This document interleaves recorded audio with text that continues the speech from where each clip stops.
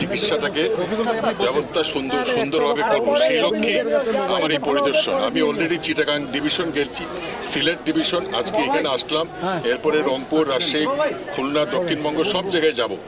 আমার দেখার একটাই উদ্দেশ্য হচ্ছে হাসপাতালগুলো কীরকম আছে, অবকাঠামো কীরকম, ডাক্তার কীরকম, কী দরকার সেটা। সুতরাং এই আইডিয়াটা হইলে তখন আমি ঢাকায় বসে বাকি কাজগুলো করতে পারবো। কোনো প্রাইভেট হাসপাতাল অনুমোদন ছাড়া কাজ করতে পারবে না, স্পষ্ট কথা।